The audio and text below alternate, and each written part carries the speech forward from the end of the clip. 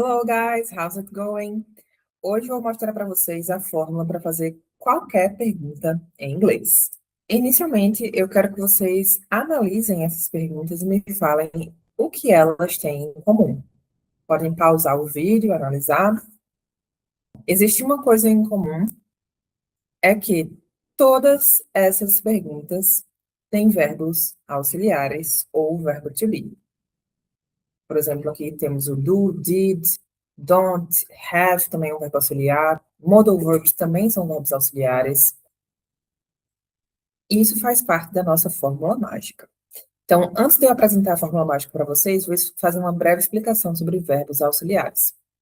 Alguns tempos verbais vão precisar desses verbos auxiliares para fazer perguntas e frases negativas.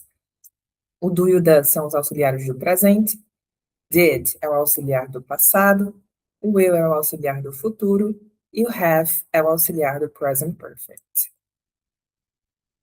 E nós também temos 9 modal verbs, que também são verbos auxiliares. Bom, agora que vocês já sabem o que são verbos auxiliares e que modal verbs também podem ser verbos auxiliares, vamos para a nossa fórmula mágica, inicialmente com perguntas de sim ou não. Nós vamos dividir em duas categorias.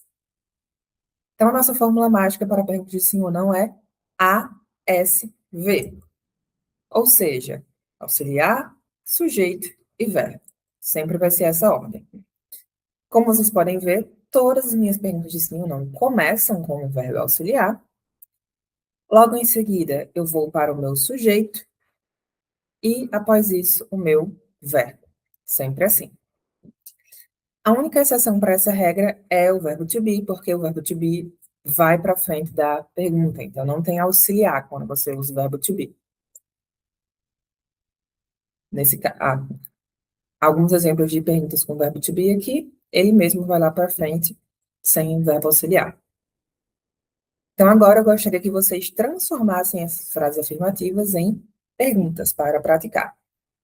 E aí, deu certo? Posso mostrar as respostas? É só eu acrescentar o auxiliar na frente, como vocês estão vendo. Para o presente e o passado, o auxiliar não estava incluso na afirmativa. Então, eu vou incluir o auxiliar e fazer algumas modificações no verbo, como retirar o S, retirar o ED aqui. Nos outros casos, o auxiliar ele já estava incluso na forma afirmativa, então só precisei inverter e colocar ele para frente do sujeito, para fazer minha pergunta. Facinho, né? A de auxiliar, S de sujeito, V de verbo. Vamos para a segunda parte, que são os WH questions. Caso exista alguma WH word, como when, what, why, na sua pergunta, primeiro você vai colocar a WH word e depois vai seguir a fórmula com a ASV. Por exemplo, aqui vocês podem ver que todas as perguntas começam com which, what, how. Poderia ser where, when, who. Logo em seguida temos o auxiliar e depois o sujeito e depois o verbo. Sobre o verbo to be, como mencionei antes, quando ele está no presente ou no passado, não tem verbo auxiliar. Então, o verbo to be é que vai para frente do sujeito, ele é uma exceção à regra, tá? E agora, para a gente praticar um pouco, eu gostaria que vocês completassem essas perguntas com o auxiliar, com o auxiliar ou o verbo modal que vocês acham que faz mais sentido para cada uma delas. Conseguiu completar? Vamos ver as respostas.